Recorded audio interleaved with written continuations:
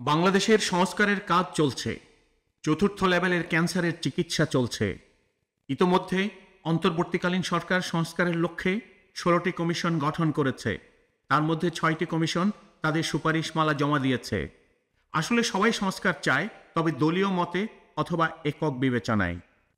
তবে এর মধ্যেই আলোচনায় রয়েছে বাংলাদেশ জাতীয়তাবাদী দল বিএনপির 31 দফা রূপরেখা। দলটির পক্ষ থেকে বলা হয়, সংবিধান এবং রাষ্ট্র ব্যবস্থার সংস্কার এবং অর্থনৈতিক মুক্তির লক্ষ্যে 31 দফা রূপরেখা ঘোষণা দিয়েছে তারা। সম্ভবত 2023 সালের 13 জুলাই দুপুরে গুলশানে এক সংবাদ সম্মেলনে বিএনপি মহাসচিব মির্জা ফখরুল ইসলাম আলমগীর এ ঘোষণা দেন। 31 দফায় যতটুকু না সংস্কার, তার সিংহভাগই নির্বাচনী প্রতিশ্রুতি।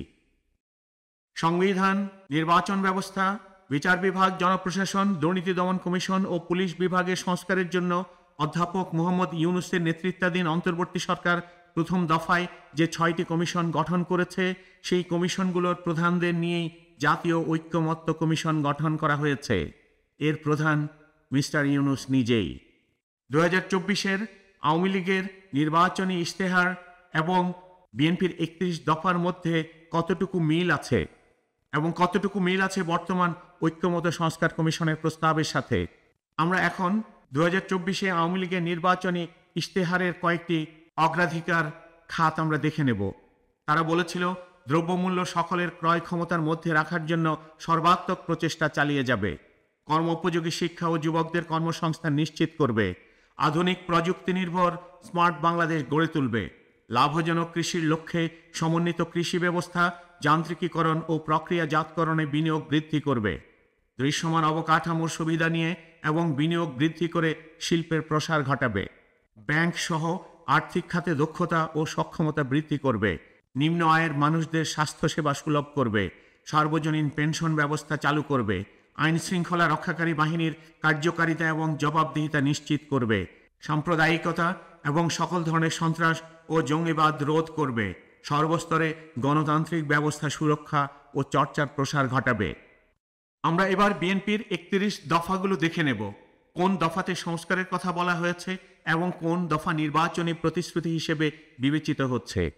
দফা 1, প্রতিহিংসা ও প্রতিশোধের রাজনীতির বিপরীতে সব মত ও পথের সমন্বয়ে বাংলাদেশি জাতীয়তাবাদের ভিত্তিতে একটি অন্তর্ভুক্তিমূলক, বৈষম্যহীন ও সম্প্রীতিমূলক রাষ্ট্র প্রতিষ্ঠা করা হবে, যা রাজনৈতিক দল হিসেবে বিএনপির একটি উদ্দেশ্য এবং লক্ষ্য। দফা 2, বাংলাদেশে গণতন্ত্র ও ভোটাধিকার পুনঃপ্রতিষ্ঠায় এবং স্বচ্ছ গণতান্ত্রিক প্রক্রিয়াকে স্থায়ী সাংবিধানিক এবং প্রাতিষ্ঠানিক রূপ দেওয়ার লক্ষ্যে একটি নির্বাচনকালীন দল নিরপেক্ষ তত্ত্বাবধায়ক সরকার ব্যবস্থার প্রবর্তন করা হবে। উল্লেখ্য যে, তত্ত্বাবধায়ক পুনঃপ্রবর্তন মানেই যে মানুষের সম অধিকার, বৈষম্যহীন দেশ গড়ার জন্য সংস্কার নিশ্চিতের প্রমাণ অতীতে পাওয়া যায় নাই, বরং বিএনপি এর অপব্যবহার শুরু করেছিল প্রথম এবং শেখ হাসিনা তত্ত্বাবধায়ক সরকার ব্যবস্থার চূড়ান্ত কবর দিয়েছিল। দফা 3, সরকারের প্রধানমন্ত্রী এবং মন্ত্রিসভার নির্বাহী ক্ষমতায় ভারসাম্য আনা হবে।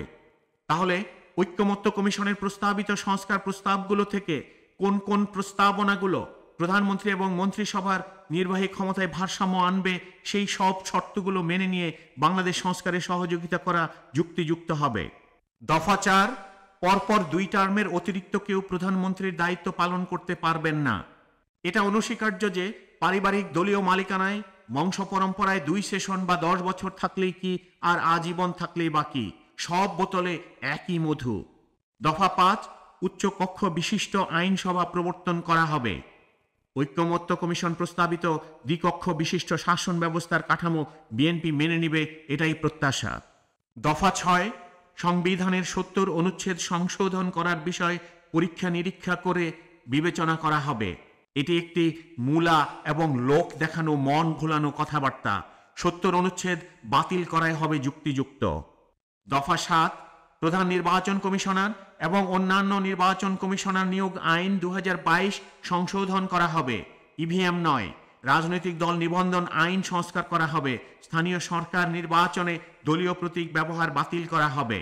ঐক্যমত্য কমিশন প্রস্তাবিত নির্বাচন কমিশন সংস্কার প্রস্তাবের কোন কোন ধারা বিএনপি চায় তা তো পরিষ্কার নয়। সত্যিকার সংস্কার হবে গণমানুষের স্থানীয় সরকার ব্যবস্থা পারিবারিক দলীয় প্রধানের কর্তৃত্ব থেকে দূরে রাখা, এবং অবশ্যই যে কোনো সংসদ নির্বাচনের আগে স্থানীয় সরকার নির্বাচন করে আপাময় জনগণকে স্থানীয়ভাবে ক্ষমতায়ন করা হবে জুলাই 2024-এর অঙ্গীকার। দফা 8, সংকীর্ণ রাজনৈতিক দলীয়করণের ঊর্ধ্বে উঠিয়া সকল রাষ্ট্রীয় সাংবিধানিক ও সংবিধিবদ্ধ প্রতিষ্ঠানে স্বচ্ছতা, জবাবদিহিতা ও বিশ্বাসযোগ্যতা পুনঃপ্রতিষ্ঠা করার লক্ষ্যে এসব প্রতিষ্ঠান আইনি সংস্কারের মাধ্যমে পুনর্গঠন করা হবে। এসব বুলি আওড়ানো গল্প গত 7 মাসের বিএনপির কর্মকাণ্ড তা প্রমাণ করে না। দফা 9, বাংলাদেশের সংবিধান ও মাজদার হোসেন মামলার রায়ের আলোকে বিচার বিভাগের কার্যকর স্বাধীনতা নিশ্চিত করা হবে। কিন্তু গত 53 বছর মানুষ দেখেছে বিচার বিভাগ কিভাবে দলীয় প্রতিষ্ঠান হিসেবে কাজ করে। বিচার বিভাগ সংস্কার কমিশনের প্রস্তাবিত কোন কোন ধারা বিএনপি মানতে চায় তা মানুষ জানতে চায়। গাল ভরা কথার চেয়ে নির্দিষ্টকরণ এবং এর প্রয়োগ পদ্ধতি মানুষ জানতে চায়। দফা 10, দেশপ্রেমে উদ্বুদ্ধ পরিষেবা, জনপ্রশাসন এবং পুলিশ প্রশাসন গড়ে তোলার লক্ষ্যে যোগ্য, অভিজ্ঞ ও প্রাজ্ঞ ব্যক্তিদের সমন্বয়ে একটি প্রশাসনিক সংস্কার কমিশন গঠন করে প্রশাসন সংস্কার ও পুনর্গঠন করা হবে। ঐক্যমত্য কমিশনের সংস্কার প্রস্তাব আপনার টেবিলে। কোনগুলো করবেন, অল্প সামান্য না সবগুলো? দফা 11, গণমাধ্যমের পূর্ণ স্বাধীনতার নিশ্চয়তা বিধান করা হবে। ঐক্যমত্য সংস্কার কমিশনের প্রস্তাব আপনার টেবিলে। কোনগুলো করবেন, অল্প সামান্য না সবগুলো? বলে দিন। দফা 12, দুর্নীতির ক্ষেত্রে কোনো আপোষ করা হবে না। ঐক্যমত্য কমিশনের সংস্কার প্রস্তাব আপনাদের টেবিলে। বিবেচনা করুন কোনগুলো এখন করবেন, কোনগুলো পরে করবেন, কিংবা কোনগুলো করবেন না।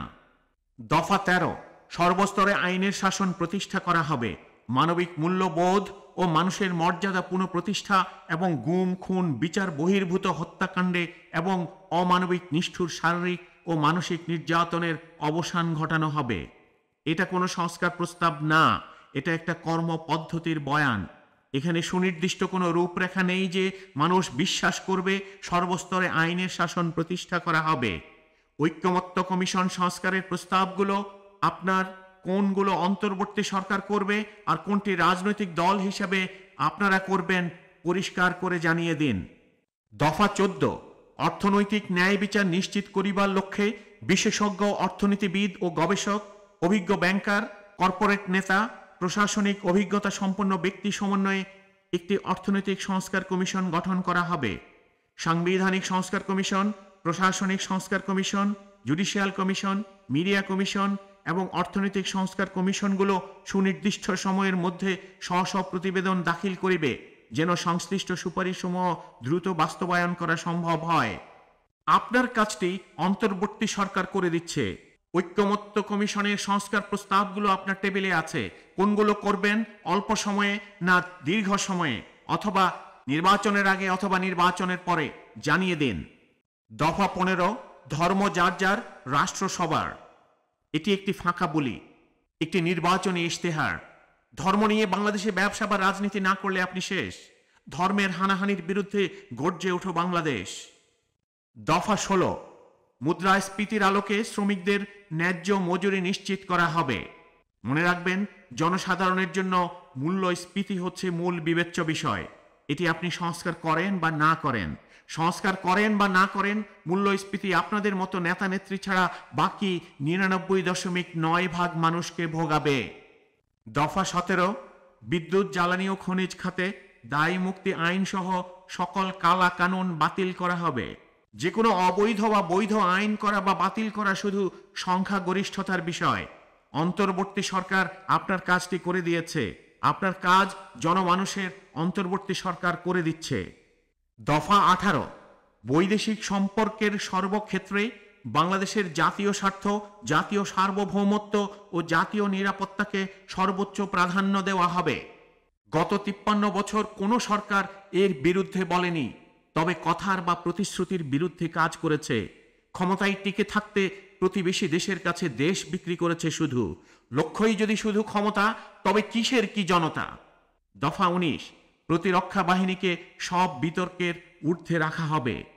এখনো কিছুটা দেশপ্রেম প্রতিরক্ষা বাহিনীতে আছে, না হয়তো আমি কোথায়। বাংলাদেশের প্রতিরক্ষা ব্যবস্থা প্রতিবেশী দেশ এবং রাজনৈতিক দলের মদত পুষ্ট। প্রতিরক্ষা বাহিনীকে ব্যবসা প্রতিষ্ঠান না বানিয়ে রাষ্ট্রীয় রক্ষক বানান।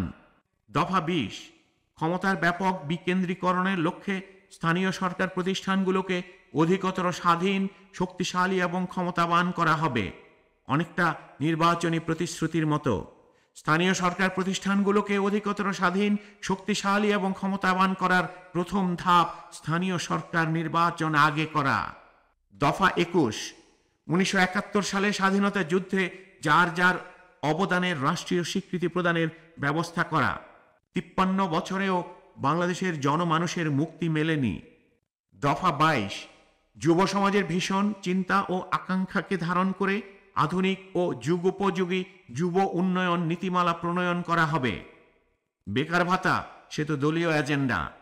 30 থেকে 40 বছর বয়সী, মাঝ বয়সী লোকজন কিভাবে ছাত্র সংগঠনের সভাপতি কর্মী থাকে, কারো কাছে কোনো উত্তর নেই।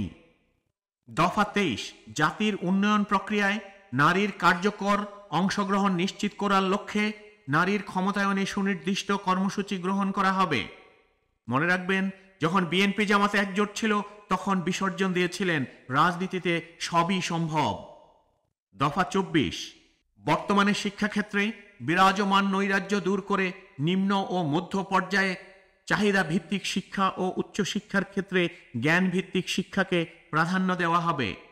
পারিবারিক দলীয় ব্যবস্থায় এবং দুর্নীতিতে শীর্ষের শিক্ষা ব্যবস্থা ধ্বংসই হচ্ছে মানুষকে বোধ বুদ্ধিহীন করে রাখা। হল দখল, ক্যাম্পাস দখল যদি রাজনৈতিক এজেন্ডা হয়, তবে শিক্ষা ব্যবস্থাই শুধুই অশিক্ষায় বিস্তার করবে। দফা 25, স্বাস্থ্যকে সম্পদ হিসাবে বিবেচনা করে সবার জন্য স্বাস্থ্য ও বিনা চিকিৎসায় কোনো মৃত্যু নয়। আমরা দেখব লোক দেখানো কাজ।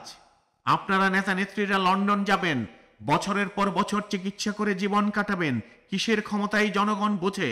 হয়তো লোক দেখানো 10 টাকার টিকিট কেটে হৃদরোগ হাসপাতালে একদিন গিয়ে ডকুমেন্টারি বানিয়ে গ্রামে গঞ্জে দেশে বিদেশে প্রচার করবেন সবার জন্য স্বাস্থ্য, বিনা চিকিৎসায় কোনো মৃত্যু নয়।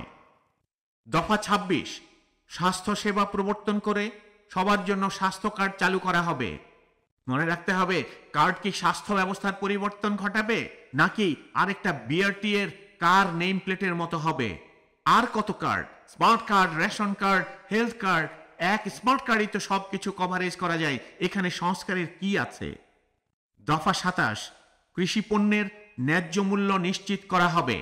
নির্বাচনী প্রতিশ্রুতি। গত 7 মাসের চাঁদাবাজি মানুষ দেখেছে। নতুন সিন্ডিকেট চালু হবে।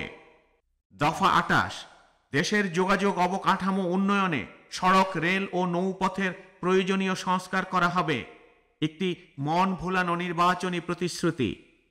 দফা 29, জলবায়ু পরিবর্তনজনিত সংকট ও ক্ষতি মোকাবিলায় টেকসই ও কার্যকর কর্মকৌশল গ্রহণ করা হবে। এটি একটি স্বাভাবিক রাষ্ট্রীয় কর্মপ্রক্রিয়া। দফা 30, তথ্য যোগাযোগ প্রযুক্তি খাতকে বৈশ্বিক মানে উন্নীত করা হবে। একটি নির্বাচন ভিত্তিক রাজনৈতিক এজেন্ডা। দফা 31, পরিকল্পিত আবাসন ও নগরায়নের নীতিমালা গ্রহণ ও বাস্তবায়ন করা হইবে। সকল দরিদ্র জনগোষ্ঠীর আবাসন নিশ্চিত করা হবে। একটি নির্বাচন ভিত্তিক রাজনৈতিক এজেন্ডা। মনে রাখবেন, জুলাই 2024-এর গণ অভ্যুত্থানে জনমানুষের আকাঙ্ক্ষা বৈষম্যহীন বাংলাদেশ। সংস্কার আগে, পরে নির্বাচন। স্থানীয় সরকার আগে ঠিক করে পরবর্তীতে সংসদ নির্বাচন। 53 বছর বাংলাদেশের মানুষ স্বাধীনতার স্বাদ পায়নি। সব রাজনৈতিক দলকে বলছি, মানুষকে সত্যিকার স্বাধীনতার স্বাদ নিতে দলীয় সংস্কার এবং রাষ্ট্র সংস্কার করে আপনারা মসনদে বসুন। জনগণকে আর বোকা বানাবেন না।